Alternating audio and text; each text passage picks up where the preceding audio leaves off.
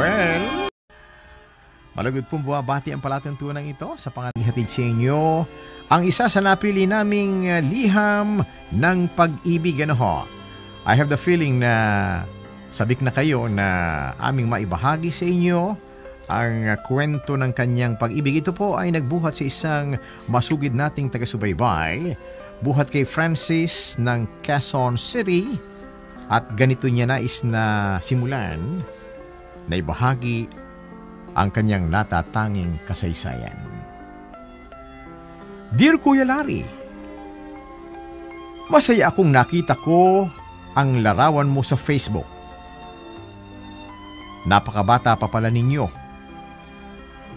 Akala ko kasi medyo matanda ka na, Kuya. Compliment po iyon at hindi bola. At tulad mo, Kuya Larry, bata rin naman akong tignan pero mas may itsura po kayo sa akin. Ako po si Francis, 58 years old, mula po sa probinsya ng Surigao, pero kasalukuyang naninirahan dito sa Quezon City. Tunay na masayahin at palabiro po akong tao, Kuya. Sa aming pamilya, ang mga biro at hirit ko ang pinagmumulan ng hagalpakang katatawa at kasiyahan. Gayon din nung ako'y nag-aaral pa, clown.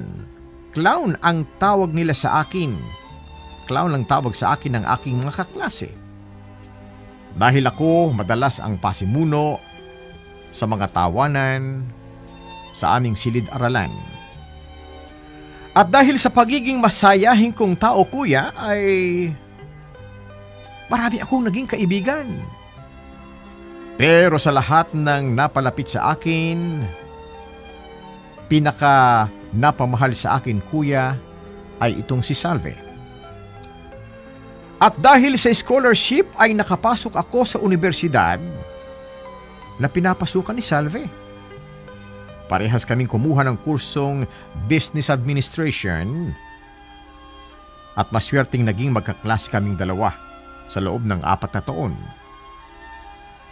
Aaminin ko, ginawa ko talaga ang lahat noon para mapalapit kay Salve. Dahil talagang crush na crush ko siya noon. As in dead na dead ako talaga, Kuya. Maswerte namang madalas ko rin siyang nakakasabay sa pag-uwi dahil parehas lang naman kami ng dinaraanan. Sa 4 na taong pagiging magkaklase namin ni Salve, nakita ko kung gaano kalayo ang estado ng aming pamumuhay. Mula sa may kayang pamilya kasi si Salve. Kuya Larry, unang kita ko pa lamang sa kanya ay nabihag na niya agad ang puso ko. Love at first sight, wika nga. Mabait si Salve, maamo ang mukha at palaging nakangiti. Palakaibigan din siya, Kuya. Kaya hindi naging mahirap para sa akin na makipaglapit sa kanya ng husto. At habang tumatagal ang pagiging magkaibigan naming dalawa ay lalong lumalalim ang pagtingin ko sa kanya. Pero dahil alam kong hindi kami bagay na dalawa, pinili kong ilihim na lang sa kanya ang aking tunay na nararamdaman. Ang pananaw ko kasi noon, Kuya, ang mayaman ay para lamang sa kapwa niya mayaman. Kaya mas pinili kong maging magkaibigan na lamang kaming dalawa ni Salve. Dumating ang debut ni Salve. Sa hindi ko inaasahang pagkakataon, ako ang inimbitahan niyang maging escort. Muntik na nga akong tumanggi, Kuya. Dahil bukod sa alam kong hindi ako bagay sa ganong okasyon, ay hindi ko alam kung saan ako kukuha ng isusuot.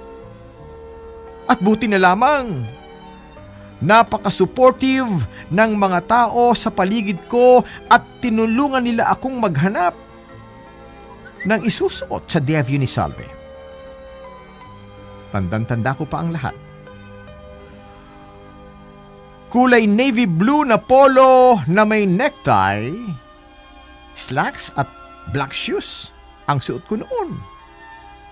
Terno sa kulay asul na napakagandang gown nitong si Salve. Abay, bagay na bagay sa kanya ang ayos niya, kuya, noong gabing yun. Napakaganda niya. Buong gabing hindi ko nakuhang alisin sa kanya ang aking mga mata.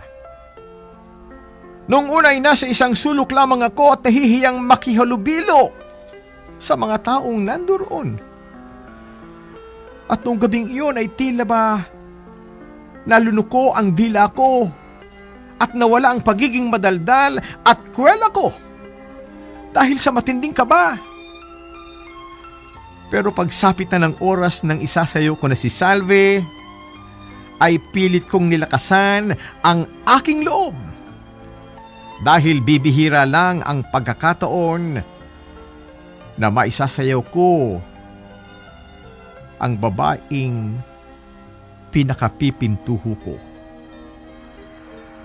Habang kasayaw ko noon si Salve, ay tinititigan ko ang kanyang mga mata na sobrang ganda. At ang mga labi niyang naging hugis puso tuwing siya'y ngumingiti.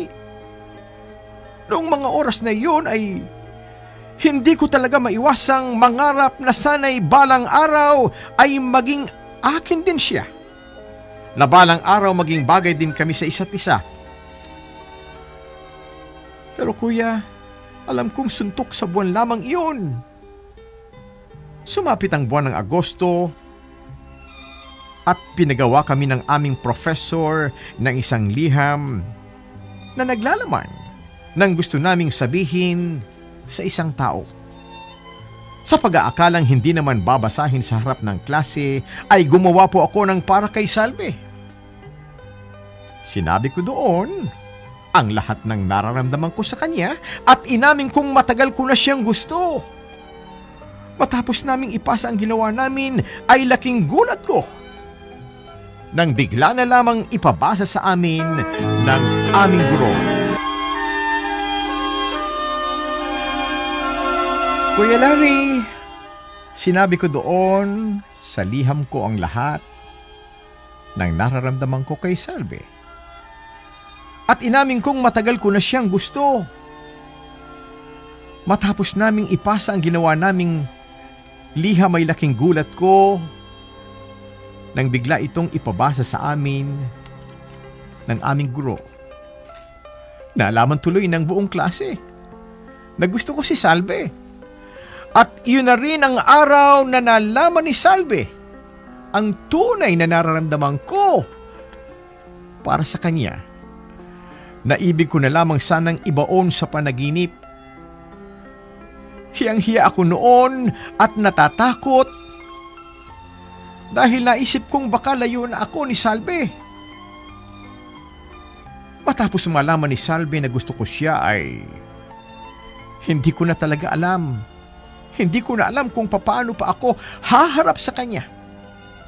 At ang mas ikinatatakot ko, kuya, ay baka masira na ang matagal naming pagiging magkaibigan.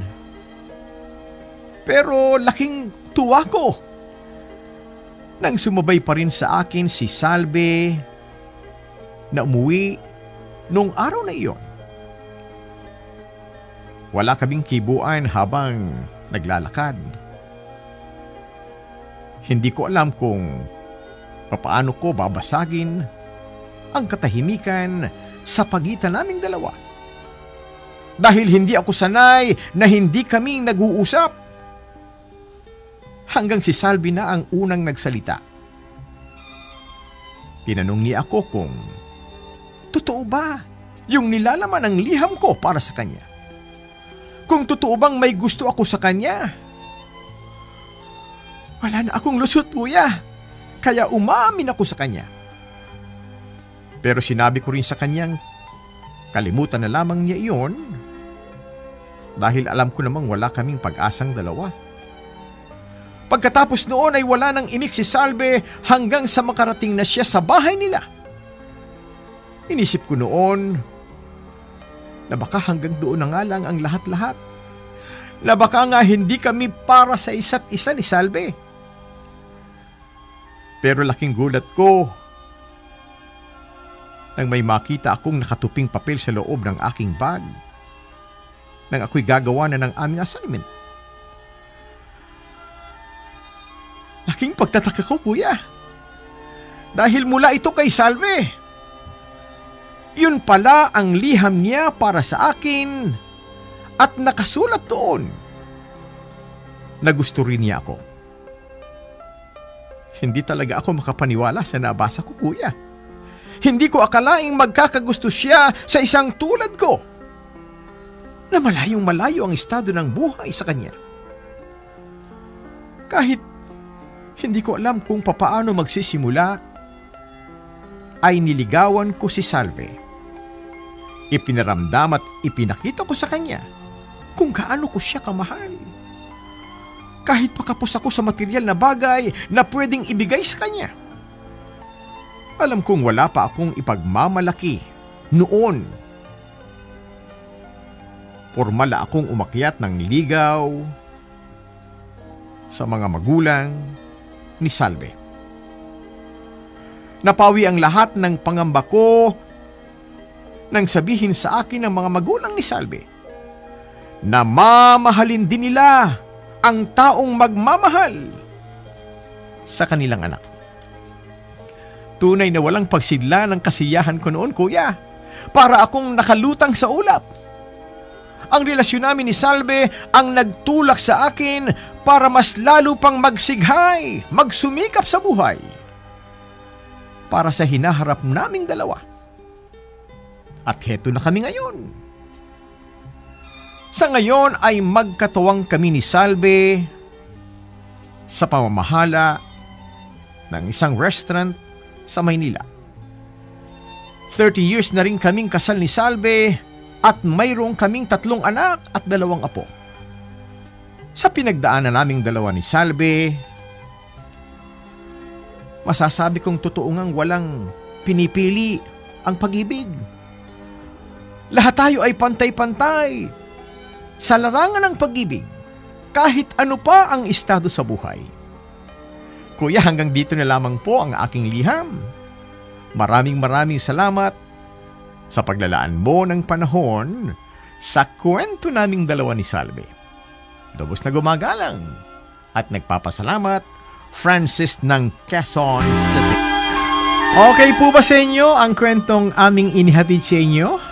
Ayan, aking inilahad sa lahat ng ating mga taga-subaybay ang isa na namang makulay na kasaysayan ng pag-ibig at sana po ay naibigan ninyong lahat. Ano ho? Ang bawat isa ay maaaring may naiibang kwento ng nakaraan. Kwento ng pag-ibig.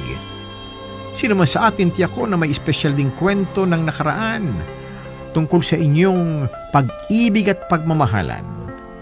Halika po kayo at kayo ay malugod naming inaanyayahan. Ibahagi sa palatuntunang ito ang bawat pitak ng sarili ninyong kwento, natatanging kasaysayan na kailanman ay hindi na ninyo maiwawaglit sa inyong puso at damdamin. Dahil nakaukit na ito sa inyong puso at damdamin. At sana po ay magsilbing inspirasyon sa ating mga listeners ang iba't ibang kwento na hatid ng palatuntunang ito. Ito po naman ang inyong kaibigan, ang inyong Kuya Larry. Maraming salamat po.